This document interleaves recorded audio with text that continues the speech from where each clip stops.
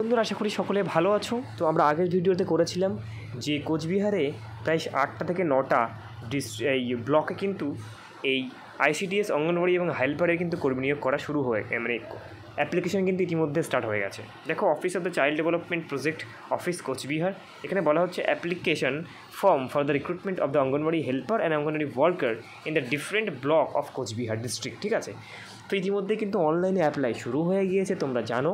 ঠিক আছে, আমি আগের ভিডিওতে বলেছিলাম এবং অনেকেই জিজ্ঞেস করছিল দাদা কীভাবে আবেদন করতে হবে, সেই জন্যই আমি এই ভিডিওতে নিয়ে এসেছি। কীভাবে আবেদন করতে হবে আজকে সমস্ত কিছু জানাবো এই ভিডিওতে। তো তোমরা ভিডিওটি প্রথম থেকে শেষ পর্যন্ত মন দিয়ে দেখতে থাকো। তো তোমরা যদি এই কোচবিহারের ওয়েবসাইটে যাও তাহলে কিন্তু তোমরা দেখতে পাবে যে ওখানে সমস্ত কিছু নোটিশ রয়েছে। ঠিক আছে, দেখো এটা কিন্তু কোচবিহারের ওয়েবসাইট এবং ঠিক আছে, এখানে দেখো ডিটেলস সব দেওয়া রয়েছে, এই যে ইন্টারভিউয়ের তারিখ এবং কোথায় কী। ঠিক আছে, এখানে যদি আমরা ক্লিক করি সমস্ত কিছু দেখতে পাবো। ঠিক আছে, দেখো ক্লিক করার পরে এখানে সব কিছু দেওয়া রয়েছে আইসিডিএসের কোথায় কী কোন জায়গাটা নিয়োগ। আমি যেগুলো ভিডিও করেছিলাম সব কিন্তু তোমরা এখানে পেয়ে যাবে। ঠিক আছে, তো আমি এখানে যাচ্ছিলাম কীভাবে ফর্ম ফিল আপ করতে সেটা দেখাবো। ঠিক আছে, তো আজকে মূলত কীভাবে ফর্ম ফিল আপ করতে সেটা দেখাবো। তো যেহেতু এখানে দেখো post application for the ICDS, ঠিক আছে, প্রজেক্ট আমরা এখানে সিলেক্ট করব। যেহেতু 8টার মধ্য থেকে 7-8টা এখানে ব্লক রয়েছে, দেখো পরপর সব কটা দেওয়া রয়েছে। যদি আমরা দিনহাটা থেকে করি দিনহাটা, মাথাভাঙা, তারপর মাথাভাঙা থেকে করি, তো আমরা মাথাভাঙা যেহেতু মাথাভাঙা সিলেক্ট করব। ঠিক আছে, তারপর এখানে কী রয়েছে, গ্রাম পঞ্চায়েত অ্যাপ্লাইড ফর মাথাভাঙা ব্লকের কোন গ্রাম পঞ্চায়েত, দেখো আমরা কোন গ্রাম পঞ্চায়েত, শিখারপুর, তোমরা শিখারপুর সিলেক্ট করে দিলাম। তারপর দেখো পোস্ট অ্যাপ্লাইড ফর, কোন পোস্টের জন্য আবেদন করবো, অঙ্গনওয়াড়ি ওয়ার্কার নাকি anganwadi helper.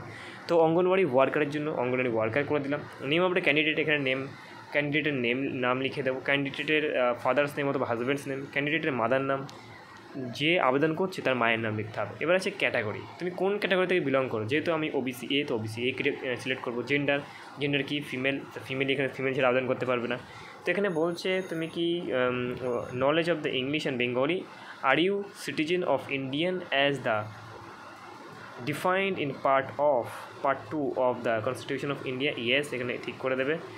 A person with disability না, knowledge of English and Bengali ঠিক করবে, এই দুটো ঠিক মারবে। ঠিক আছে, এই দুটো ঠিক মারবে, প্রথম মাঝখানটা কিন্তু ঠিক মারবে না যদি তুমি ডিসেবিলিটি না হয়ে থাকো।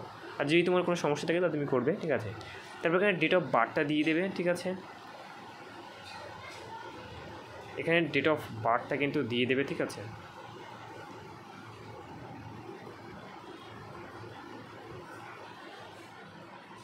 তারপর তোমরা এখানে ডেট অফ বার্থ দিয়ে দেবে।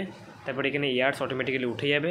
মোবাইল নাম্বার দিয়ে দেবে, তোমাদের ইমেল নাম্বার দিয়ে দেবে, আধার নাম্বার দিয়ে দেবে। দিয়ে দেওয়ার পরে দেখো প্রেজেন্ট অ্যাড্রেস, এখানে প্রেজেন্ট অ্যাড্রেস গ্রামের নাম লিখবে ফার্স্ট, তারপর তোমাদের পোস্ট অফিসের নাম, তারপর হচ্ছে তোমাদের ব্লকের নাম, তারপর পোস্ট অফিসের নাম, তারপর পুলিশ স্টেশনের নাম, ডিস্ট্রিক্টের নাম, তারপর হচ্ছে ওয়েস্ট বেঙ্গল তো দেওয়া আছে। এখানে পিন নম্বর দিয়ে দেবে, দিয়ে এই যে same as the permanent address এখানে ক্লিক করবে। Same at the permanent address click করার পরে এখানে সেম একই উঠে আসবে সব, এখানে সব কটা সেম একই এখানে লেখা উঠবে পার্মানেন্ট অ্যাড্রেসে। ঠিক আছে, তারপরে এইবার এটা খুব একটা ইম্পর্টেন্ট জিনিস দেখে নাও, এডুকেশন কোয়ালিফিকেশান কী রয়েছে এখানে কিন্তু তোমাকে লিখতে হবে। ঠিক আছে, সো এডুকেশন কোয়ালিফিকেশান তোমাকে হচ্ছে কোন বোর্ড থেকে তুমি এক্সামটা দিয়েছো সেটা তুমি এইচএস। ঠিক আছে, এইচএসটা কোন বোর্ড থেকে দিয়েছো, কোন স্ট্রিম, ঠিক আছে, কত মার্কস পেয়েছিলে, কোন ইয়ারে, ফুল মার্কস কত ছিল, টোটাল মার্কস অফ 10। ঠিক আছে, ফুল মার্কস মানে এখানে ধরো 5টার মধ্যে কারো পরীক্ষা হচ্ছে, 5টার মধ্যে তুমি কত পেয়েছো, 5টার মধ্যে মার্ক অফ 10 মানে হচ্ছে ধরো 400 পেয়েছে কেউ, ঠিক আছে, 400 লিখে দেবে। ঠিক আছে, এরকম করে গ্র্যাজুয়েশন দেখলে গ্র্যাজুয়েশন, অন্য সার্টিফিকেট লিখে দেবে।